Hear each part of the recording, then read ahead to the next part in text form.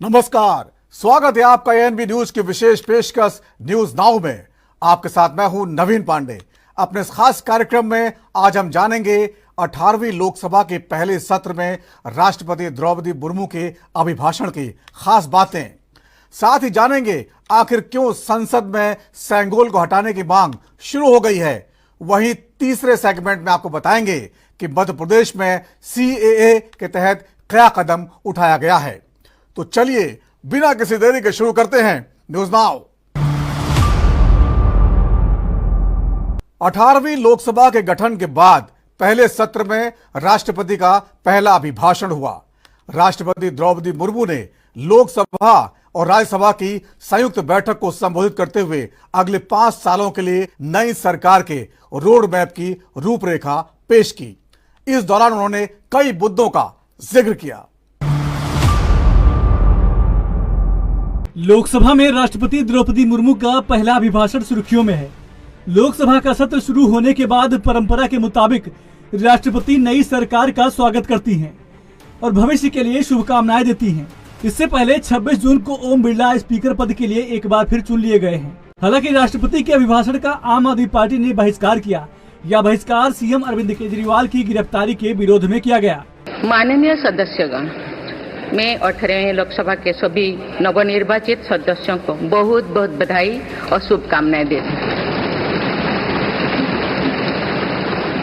आप सभी यहाँ देश के मतदाताओं का विश्वास जीतकर आए हैं।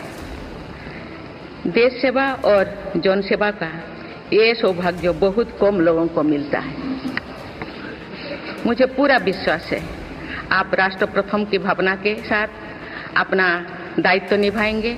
140 करोड़ देशवासियों की आकांक्षाओं की पूर्ति का माध्यम बनेंगे। मैं श्री ओम बिरला जी को लोकसभा के अध्यक्ष की गौरवपूर्ण भूमिका के निर्वहन के लिए शुभकामनाएं देती हूँ। उनके पास सार्वजनिक जीवन का बहुत व्यापक अनुभव है। मुझे विश्वास है कि वे लोकतांत्रिक परंपराओं को अपने कौशल से नई ऊंचाई से देने में सफल होंगे। माननीय सदस्यगण, मैं आज कोटि कोटि देशवासियों को की तरफ से भारत के चुनाव आयोग का भी आभार व्यक्त करती हूँ। ये दुनिया का सबसे बड़ा चुनाव था। करीब 64 करोड़ मतदाताओं ने उत्साह और उमंग के साथ अपना कर्तव्य निभाया है।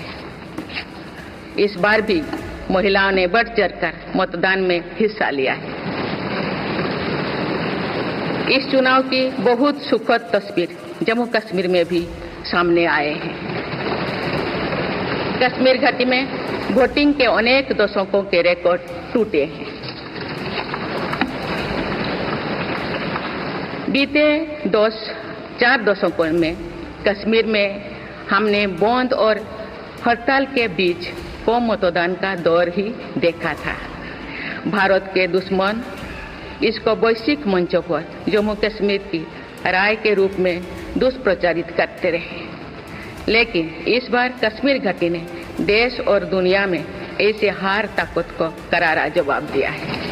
राष्ट्रपति द्रौपदी मुर्मू ने अपने अभिभाषण में कहा कि दुनिया का सबसे बड़ा चुनाव संपन्न हुआ। जनता ने लगातार तीसरी बार सरकार पर भरोसा जताया है। पूरी दुनिया इस चुनाव की चर्चा कर रही है। भारत तेजी से बढ़ने वाली अर्थव्यवस्था है। उन्होंने कहा कि आर्थिक विकास की गति तेज की जाएगी और इस बार के बजट में ऐतिहासिक कदम देखने को मिलेंगे। माननीय सदस्यगण, 2024 के लोकसभा चुनाव की चर्चा आज पूरी दुनिया में हो रही है। दुनिया देख रही है कि भारत के लोगों में लगातार तीसरी बार स्थिर और स्पष्ट बहुमत की सरकार बनाई है।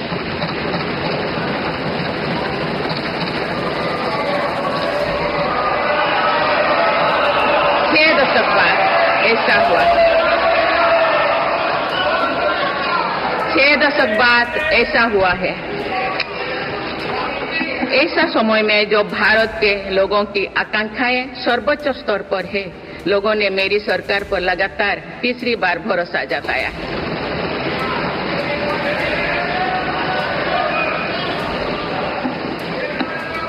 के लोगों को ये पूर्ण विश्वास है कि उनकी आकांक्षाएं सिर्फ मेरी सरकार ही पूरा कर सकती है।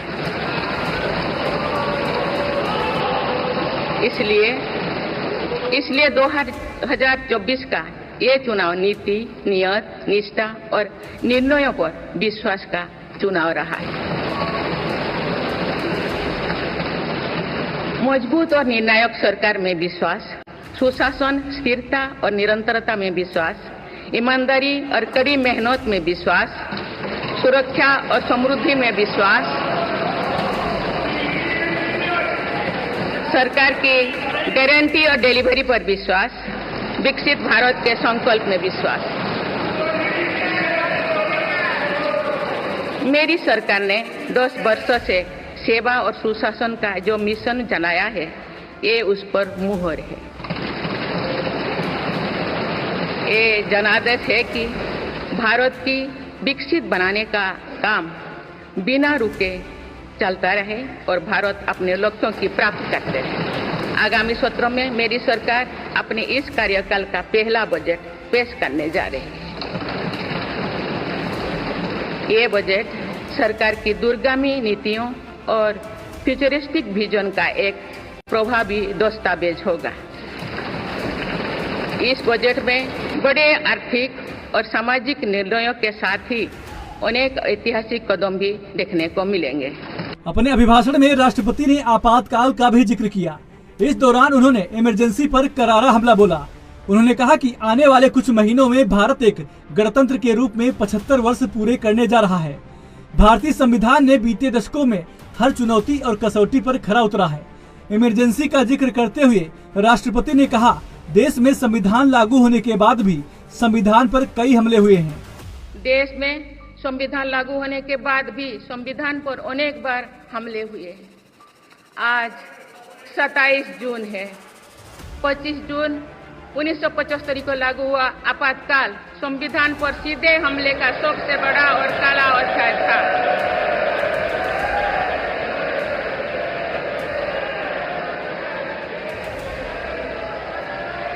तो पूरे देश में हाहाकार मच गया था, लेकिन ऐसी असंवैधानिक ताकतों पर देश ने विजय प्राप्त करके दिखाया, क्योंकि भारत के मूल में गणतंत्र की परंपराएं रही है। मेरी सरकार भी भारत के संविधान को सिर्फ राजकाज का माध्यम भर नहीं मानती, बल्कि हमारा संविधान जन चेतना का हिस्सा हो, इसके लिए हम प्रयास कर रहे हैं।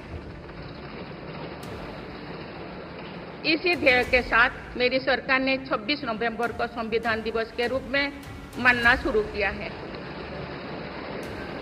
अब भारत के उस भूभाग हमारे जम्मू कश्मीर में भी संविधान पूरी तरह लागू हो गया है, जहां आर्टिकल 370 की वजह से स्थितियां कुछ और थी। माननीय सदस्यगण, राष्ट्र की उपलब्धियों के निर्धारण इस बात से होता है कि हम अपने दायित्वों का निर्वहन कितनी निष्ठा से कर रहे हैं। 18 लोकसभा में कई नए सदस्य पहली बार संसदीय प्रणाली का हिस्सा बने हैं। पुराने सदस्य भी नए उत्साह के साथ आए हैं। आप सभी जानते हैं कि आज का समय हर प्रकार से भारत के लिए बहुत अनुकूल है। किसानों का जिक्र करते हुए राष्ट्रपति ने कहा, मेरी सरकार के शुरुआत के दिन से ही किसानों को 20,000 करोड़ रुपए की धनराशि प्रदान की जा चुकी है। आज का भारत अपनी वर्तमान जरूरतों को ध्यान में रखते हुए आगे बढ़ रहा है। हम किसानों की आमदनी बढ़ाने के लिए नीतियां बना रहे हैं। माननीय सदस्यगण, पिछले 10 वर्षों में मेरी सरकार द्वारा ग्रामीण अर्थव्यवस्था के हर पहलू पर बहुत जोर दिया गया है। गाँव में कृषि आधारित उद्योगों, डेयरी और फिशरीज आधारित उद्योगों का विस्तार किया जा रहा है। इसमें भी सहकारिता को प्राथमिकता दी गई है। सरकार किसानों उत्पाद संघ, एफपीओ और पैक्स जैसे सरकारी संगठनों का एक बड़ा नेटवर्क बना रही है। छोटे किसानों की बड़ी समस्या भंडारण से जुड़े होती है, इसलिए मेरी सरकार ने सहकारिता क्षेत्र में दुनिया की सबसे बड़ी भंडारण योजना पर काम कर शुरू कर दी है। किसान अपने छोटे खर्चे पूरे करने के लिए इसके लिए पीएम किसान सम्मान निधि के तहत उन्हें 3,20,000 करोड़ रुपये से ज्यादा राशि दे सके।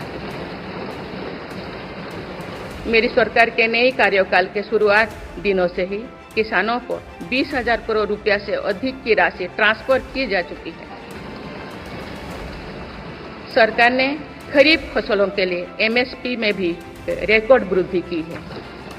माननीय सदस्यगण, सरकार का ये निरंतर प्रयास है कि देश के युवाओं को अपनी प्रतिभा दिखाने का उचित अवसर मिले। सरकारी भर्ती हो या फिर परीक्षाएं, सुनिए, परीक्षाएं किसी भी कारण से इनमें रुकावट आए, ये उचित नहीं है। इनमें शुचिता और पारदर्शिता बहुत जरूरी है। हाल ही में कुछ परीक्षाओं में हुई पेपर लीक की घटनाओं की निष्पक्ष जांच और दोषियों को कड़ी से कड़ी सजा दिलवाने के लिए मेरी सरकार प्रतिबद्ध है। इससे पहले भी हमने देखा है कि कई राज्यों में पेपर लीक की घटनाएं होती रही है। इस पर दलीय राजनीति से ऊपर उठकर देशव्यापी ठोस उपाय करने की जरूरत है। संसद ने भी परीक्षा में होने वाली गड़बड़ियों के विरुद्ध एक सख्त कानून बनाया है। मेरी सरकार परीक्षाओं से जुड़ी संस्थाओं, उनके कामकाज के तरीके, परीक्षा प्रक्रिया सभी में बड़ी सुधार करने की दिशा में काम कर रही है। हालांकि राष्ट्रपति के अभिभाषण के दौरान जहां पीएम मोदी के साथ सत्ता पक्ष ने मेज थपथपाकर उनकी इस बात का समर्थन किया, तो वहीं विपक्ष ने कुछ विषयों पर सदन के अंदर शोर मचाकर अपनी असहमति भी दर्ज कराई। सदन के अंदर अपने अभिभाषण के दौरान राष्ट्रपति मुर्मू ने जैसे ही देश में लगाए गए आपातकाल के उस दौर का जिक्र किया, तो विपक्षी सांसदों ने सदन के अंदर शोर मचाना शुरू कर दिया। इस दौरान राष्ट्रपति को विपक्षी सांसदों को सुनिए तक कहना पड़ा। इस दौरान आम आदमी पार्टी के सांसदों ने राष्ट्रपति के अभिभाषण का बहिष्कार किया। राष्ट्रपति का अभिभाषण सुनने के बजाय सदन के बाहर आम आदमी पार्टी के सांसदों ने विरोध प्रदर्शन करते हुए जमकर नारेबाजी की, हाथों में तख्तियां लेकर प्रदर्शन किया और जमकर नारेबाजी की। उन्होंने अरविंद केजरीवाल को रिहा करो जैसे नारे लगाए। केजरीवाल को रिहा करो, रिहा करो, रिहा करो, केजरीवाल को रिहा करो, रिहा करो, रिहा करो, सीबीआई का दुरुपयोग बंद करो, बंद करो, बंद करो, जांच एजेंसियों का दुरुपयोग बंद करो, बंद करो, बंद करो, केजरीवाल को रिहा करो, रिहा करो, रिहा करो, तानाशाही बंद करो, बंद करो, बंद करो, केजरीवाल को रिहा करो, रिहा करो, रिहा करो, तानाशाही बंद करो, बंद करो, बंद करो। अरे लोकतंत्र में तानाशाही नहीं चलेगी, नहीं चलेगी। अरे लोकतंत्र में तानाशाही नहीं चलेगी, नहीं चलेगी। अरे लोकतंत्र में तानाशाही नहीं चलेगी, नहीं चलेगी। लोकतंत्र जिंदाबाद, जिंदाबाद, जिंदाबाद, संविधान जिंदाबाद, जिंदाबाद, जिंदाबाद, तानाशाही मुर्दाबाद, मुर्दाबाद, मुर्दाबाद, अरविंद केजरीवाल जिंदाबाद, जिंदाबाद, जिंदाबाद, अरविंद केजरीवाल जिंदाबाद, जिंदाबाद, जिंदाबाद, केंद्र सरकार मुर्दाबाद, मुर्दाबाद, मुर्दाबाद, केंद्र सरकार मुर्दाबाद, मुर्दाबाद, मुर्दाबाद, केजरीवाल को रिहा करो, रिहा करो, रिहा करो, केजरीवाल को रिहा करो, रिहा करो, रिहा करो। दरअसल 18वीं लोकसभा के पहले सत्र में सरकार की राह आसान दिखाई नहीं दे रही है। विपक्ष के साथ पहले प्रोटेम स्पीकर की नियुक्ति को लेकर टकराव की स्थिति, फिर स्पीकर के लिए चुनाव में भी आम सहमति नहीं बन सकी और विपक्ष को अपना उम्मीदवार उतारना पड़ा। हालांकि स्पीकर का चुनाव ध्वनि मत से पास हो गया और विपक्ष ने वोटिंग की मांग नहीं की, लेकिन पहले स्पीकर ओम बिरला का आपातकाल का जिक्र करना और फिर राष्ट्रपति का भी आपातकाल का जिक्र करना कांग्रेस को चुभ गया। अब मानसून सत्र के आने वाले दिनों में ये देखना दिलचस्प होगा कि सरकार और विपक्ष के बीच किन मुद्दों और बिलों पर सहमति बन पाती है। Special desk NB news. लोकसभा के पहले सत्र में राष्ट्रपति द्रौपदी मुर्मू के अभिभाषण के बीच देश में दोबारा सेंगोल हटाने की मांग पर बहस शुरू हो गई है। बीते दिन समाजवादी पार्टी के एक सांसद ने संसद से सेंगोल हटाने की मांग कर दी। वहीं इसके समर्थन में अखिलेश यादव ने भी बयान दिया है।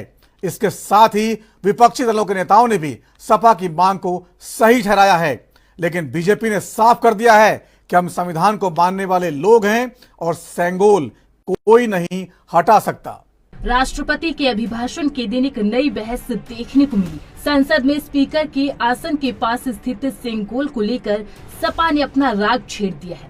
सपा सांसद आर.के. चौधरी ने कहा कि सेंगोल की जगह संसद में संविधान रखा जाना चाहिए। वहीं सपा मुखिया अखिलेश यादव ने अपने सांसद का समर्थन करते हुए कहा कि हमारे सांसद इसीलिए कह रहे होंगे क्योंकि जब पहली बार इसे स्थापित किया गया था तो पीएम ने इसे प्रणाम किया था। देखिए, हम अम्बेडकरवादी हैं। बाबा साहब डॉक्टर अम्बेडकर ने संविधान लिखा है। जब से देश में संविधान लागू हुआ है तब से देश में लोकतंत्र है। लोकतंत्र का जो प्रतीक है वो संविधान है।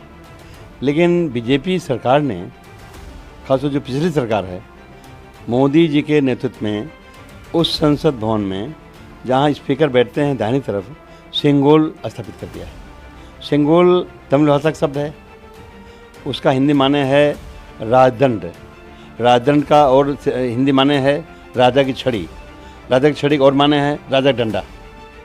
कभी राजा जब अपने दरबार में बैठता था तो फैसला करता था, एक डंडा पीटता था, छड़ी पीटता था। अब इस देश में 555 राजाओं को सरेंडर करके ये देश आज़ाद हुआ है और अब हर वो व्यक्ति, चाहे महिला हो चाहे पुरुष हो, अगर बालिग है और वोट का अधिकार रखता है तो उसके एक एक वोट से इस देश में शासन प्रशासन चलेगा, ये तय हो गया है। तो अब देश संविधान चलेगा, न कि राजा का डंडा चलेगा।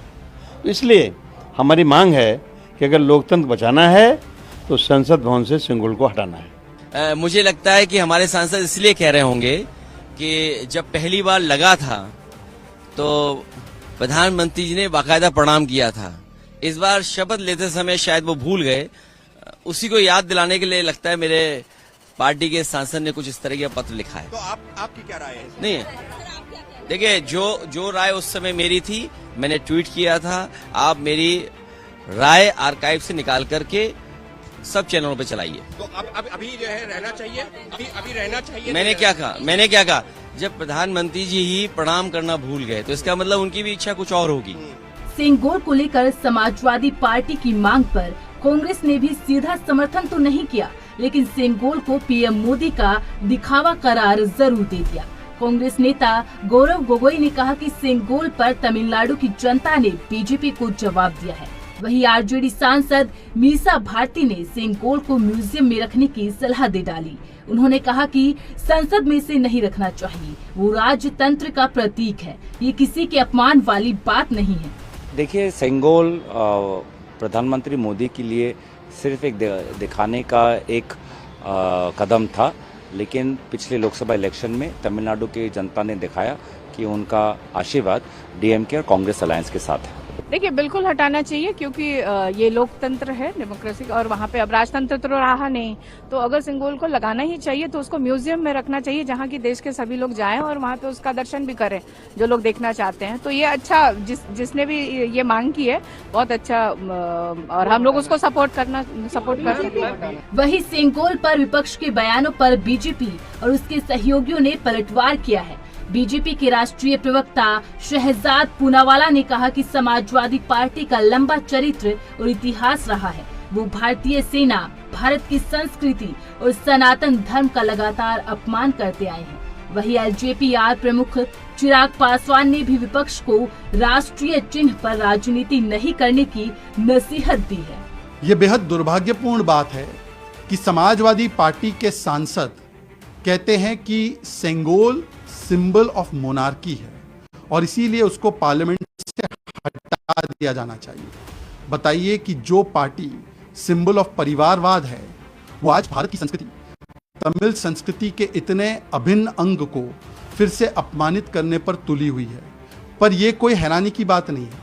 समाजवादी पार्टी ने इससे पहले भी, चाहे भारत की सेना हो, चाहे भारत की संस्कृति हो, चाहे हिंदू धर्म हो, चाहे रामचरितमानस हो, इसको लगातार अपमानित करने का कार्य किया है। और आज जिस प्रकार से उन्होंने सेंगोल का अपमान किया है, यदि ये सिंबल ऑफ मोनार्की था तो प्रथम प्रधानमंत्री नेहरू जी ने इसको क्यों स्वीकारा? क्या वो सिंबल ऑफ मोनार्की को स्वीकार रहे थे? अगर ये सिंबल ऑफ मोनार्की था तो डीएमके बताए कि इस प्रकार का सेंगोल का अपमान क्या उन्हें स्वीकार्य है?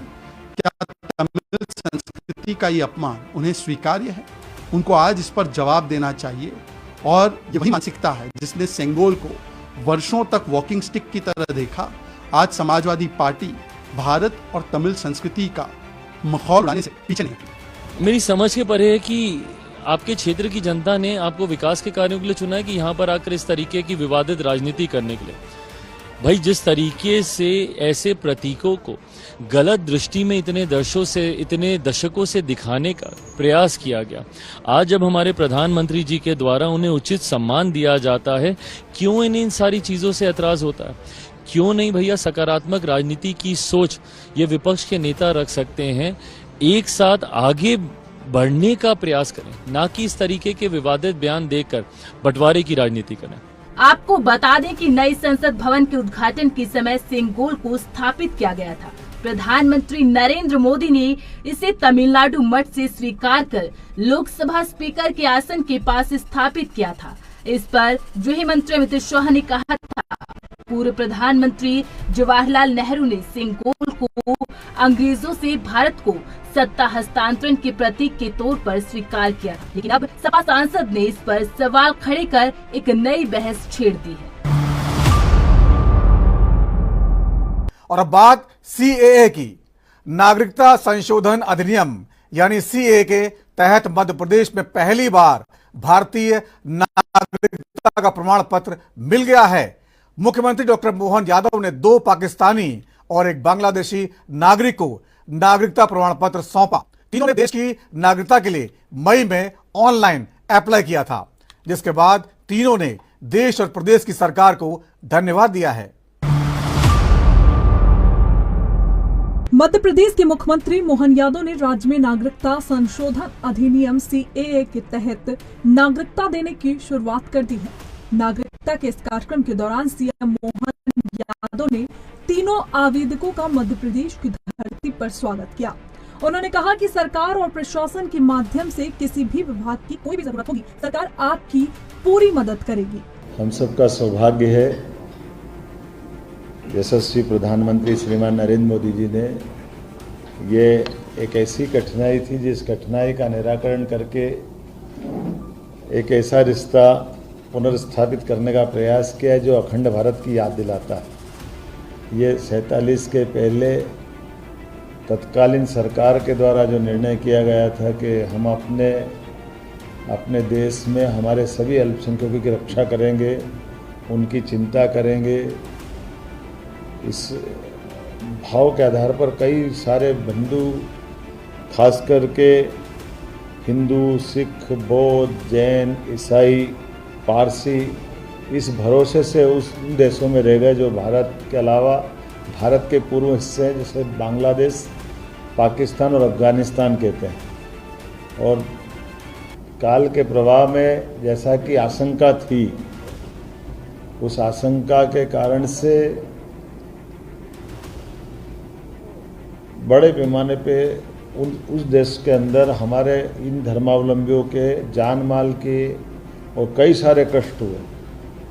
और इस कष्ट के बाद भी दुर्भाग्य से हमारे देश के अंदर लेने में अपने आप प्रतिबंध लगा दिया कि इनको विदेशी माना गया, जबकि मूल रूप से ये विदेशी नहीं है, ये मूल रूप से उस अखंड भारत के इस देश के हिस्सा है। इनका कष्ट इतना ही था कि तत्कालीन सरकारों के भरोसे से ये वहाँ रह गए थे, लेकिन जो बनी हुई सरकारें, चाहे अफगानिस्तान की हो, चाहे पाकिस्तान की हो या बांग्लादेश की हो, ये वो उनकी सुरक्षा की छतरी उपलब्ध नहीं कर पा रही। ऐसे में आपने कोई किसी का घर गांव छोड़ना बहुत कठिन जाता है, लेकिन ये हमारे लिए, भारत के लिए एक तरह से थोड़ा ये उदार मन का भाव जरूर दिखाई देता सबके बीच में, लेकिन ये अच्छा भाव ये कि हमारे परिवार के लोग हमारे पास आ रहे हैं, ये अपना धर्म बचाने के लिए, क्योंकि मूल रूप से अगर ये धर्म बदल ले तो वहीं रह सकते, लेकिन ये केवल अपने धर्म को बचाने के लिए अपने मूल देश में आते हैं।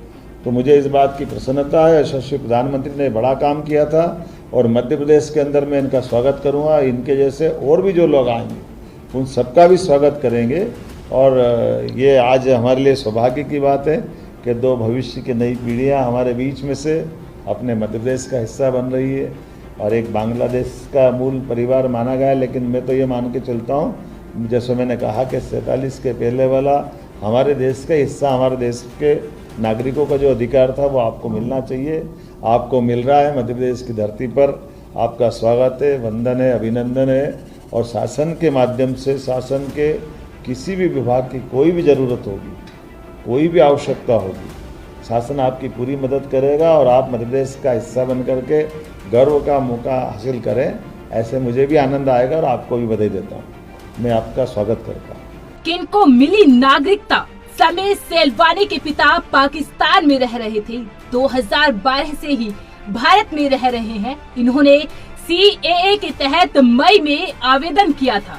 संजना सेलवानी के भी पिता पाकिस्तान में रह रहे थे और ये समीर सेलवानी की बहन है। ये 2012 से ही भारत में रह रहे हैं। दोनों भाई बहनों ने CAA के तहत मई में आवेदन किया था। तीसरी आवेदक राखी दास बांग्लादेश से है। सीएम ने कहा यह खुशी की बात है कि बांग्लादेश की जो महिला नागरिकता पा रही है उनका भी स्वागत है। बता दें कि एमपी की राजधानी भोपाल के एक ऐतिहासिक कार्यक्रम में मध्य प्रदेश के मुख्यमंत्री डॉक्टर मोहन यादव ने नागरिकता संशोधन अधिनियम CAA के तहत राज्य के पहले 3 आवेदकों को भारतीय नागरिकता प्रदान की है। शरणार्थियों को नागरिकता देने के लिए CAA एक बहुत ही अहम एक्ट है। इस अधिनियम का उद्देश्य पड़ोसी देशों यानी अफगानिस्तान, बांग्लादेश और पाकिस्तान से प्रताड़ित अल्पसंख्यकों यानी हिंदू, सिख, बौद्ध, जैन, पारसी और ईसाइयों को भारतीय नागरिकता प्रदान करना है। और न्यूज नाउ में आज इतना ही। वक्त छोटे से ब्रेक का है। ब्रेक के बाद भी खबरों का सिलसिला जारी रहेगा।